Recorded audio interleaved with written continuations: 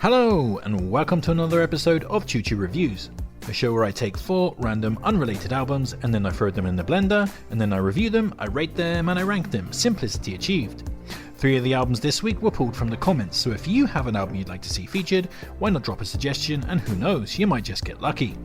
So let's introduce this episode's combatants in alphabetical order. Firstly, we have Hadsel by Beirut from this year of 2023, which is my own personal pick. Then we have Psychedelic Jungle by the Cramps from 1981, which was nominated by Stee. Next we have El Oso by Soul Coughing from 1998, which was nominated by Tailtube. Finally, we have Highway Companion by Tom Petty from 2006, which was nominated by Gibbon56. So, now the battle lines have been drawn, let's be complete rankers and rank up a storm. This is Chuchu Reviews.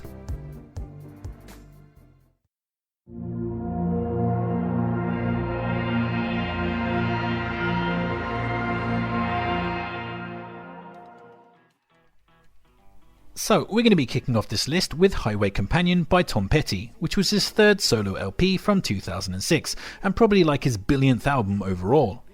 And what we have here is a pretty typical album of easy listening Americana radio rock, a record designed for the open road and all the small town American bars along the way. Now, I'll be upfront straight off the bat here and say that I don't particularly like this kind of music as a whole. There's something about that FM easy listening Americana that just doesn't quite gel with me. Perhaps it's because I'm English, perhaps it's because I've heard too many albums of that style that have bored me. Any way you slice it, this LP has an uphill battle to fight as far as my own personal bias goes.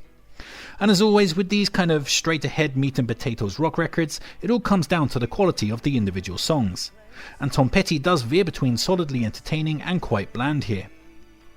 Whilst I wouldn't say there's anything outright bad on this record, there are definitely some cuts that are rote or lack an interesting hook.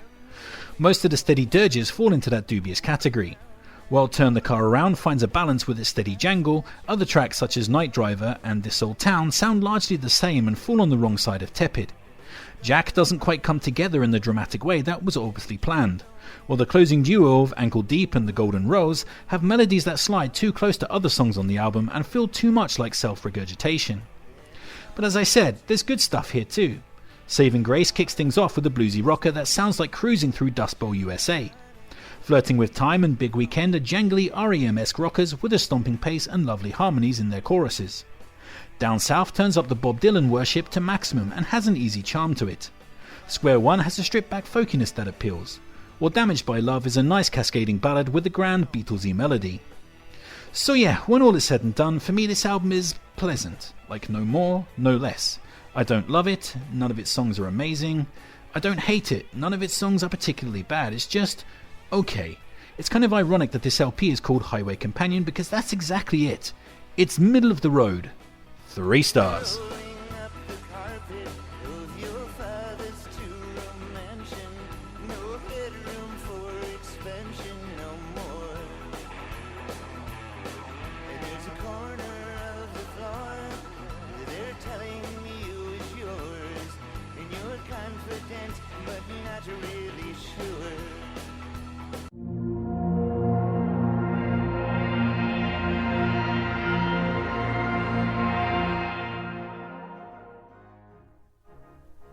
Next up we have Hadsel by Beirut from this year of 2023, which was the band's 6th LP. And whilst this is my pick, I actually know nothing about this band. I just randomly picked out this record from a list of new releases because I like the band's name and artwork. Thankfully it worked out well because this album is pretty great. And Beirut is basically the American solo artist Zach Condon playing with assorted musicians. And this particular LP was born from his nervous breakdown, where he cancelled all of his concerts and suddenly moved to the middle of nowhere in Sweden to be purposefully isolated and alone. And yeah, this record feels exactly like that. This LP isn't so much a collection of songs as a sustained atmospheric mood piece. The soundscapes are resigned and sorrowful, but bulging with a promised catharsis. It sounds like being out on a snowy mountain, breathing in the crisp fresh air, surrounded by nothing but alpine trees, trying to let the beauty of nature fill that nagging sense of crushing emptiness. And as you can probably tell, it's a rather beautiful thing. As for individual highlights, well, that's a very moot point here, as it's just not that kind of record. In fact, these songs are mostly minor variations on the same theme, featuring giant church organs and sparkling horn sections.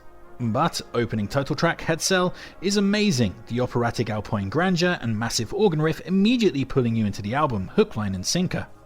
So Many Plans has a gorgeous lilting sadness to its gentle horn-splashed acoustic pop. January 18th gradually builds up, adding more and more subtle layers until it fully blooms into awesomeness. While The Turn has a simple yet catchy vocal to cling to, with Zach Condon's beautifully smooth voice becoming the star of the piece. So yeah, this album completely succeeds in what it's aiming to achieve. It is an album designed for a very specific mood. I mean, this isn't exactly sunny day at the family barbecue music, and therein lies my only real criticism of this record, in that it's only really doing one specific thing. There's no variety here at all, but it is doing that one thing really well and is undeniably beautiful. 4 stars.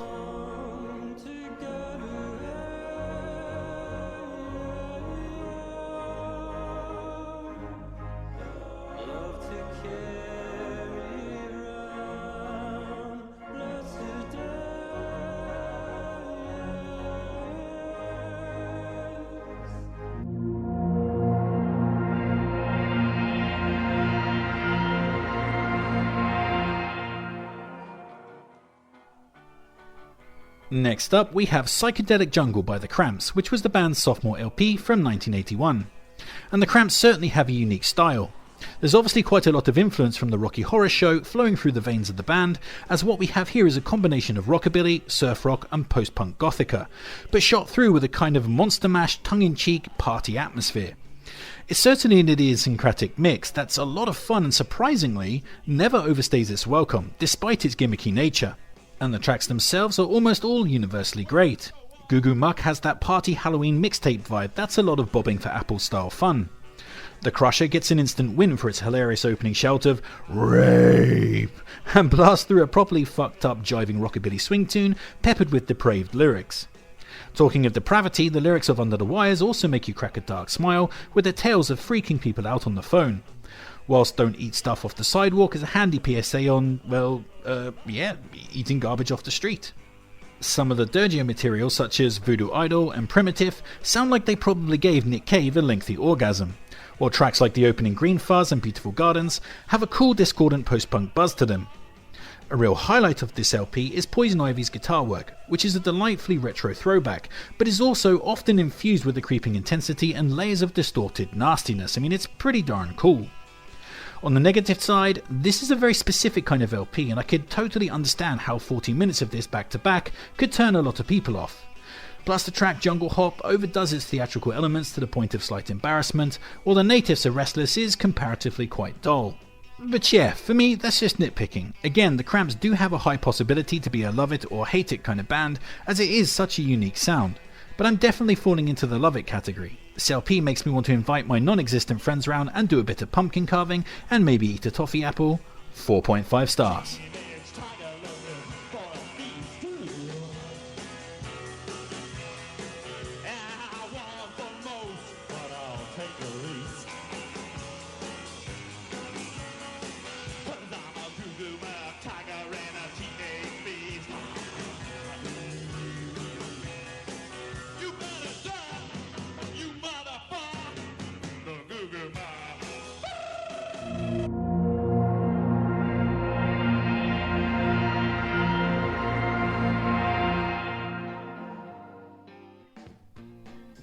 So, the Chuchu Review's gold medal this week is going to go to El Oso, which translates as The Bear by Soul Coughing, which was the band's third and final LP from 1998.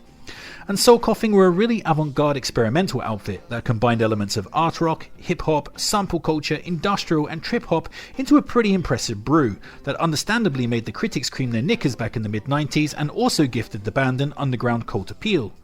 And yeah, this record rules, so much so that it's actually frustrating. This record is almost perfect, but it's restrained from perfection by a very obvious duo of faults which could have been so easily rectified. And hell, seems we're here now, let's just put on our negative Nancy hats and get those faults dealt with.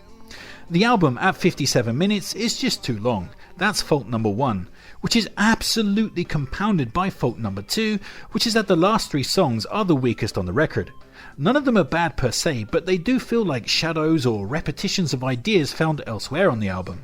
And it drives me crazy as the first 11 songs are pretty much flawless, and the LP has the perfect closer with track 11, Pensacola, which is a great slice of minimalist post-punk misery that was obviously put on this earth to be a closing track. I mean, come on guys, what the hell are you doing?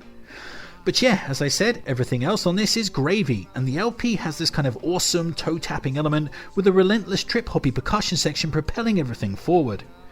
Highlights on a largely amazing LP include the poppier duo of Rolling and Circles, which thrum with an obvious hit power and feature instant choruses designed to light up the mainstream radio waves. Blame uses relentless repetition to dig its claws in and make its vocal lines keep rattling around your memory. Maybe I'll Come Down has a really cool pulse and some surprising jazz elements that work hard to hook you in. Houston has an appealing rhythm and a super fun MF bombing sweary climax. $300 has a skittering energy that reminds me of Beck in peak form, while Monster Man has these massive rising synths that are just cool as fuck, and an unpredictable jitter that's pretty badass. So yeah, if this album relieved itself of those last 3 cuts, you'd be looking at 5 stars for this. However, that annoyance is going to cost this record half a star, but anyway you slice it, this LP is just fucking great, 4.5 stars. And that's another episode of Chuchu Reviews in the bag. Of course I know you'd rank these records differently, so why not sound off in the comments and tell me which one would win for you, and maybe drop a nomination while you're there. Don't forget to like, share, subscribe and all that other kind of YouTube jazz. Make sure to take care of yourself, but most importantly, just keep on ranking.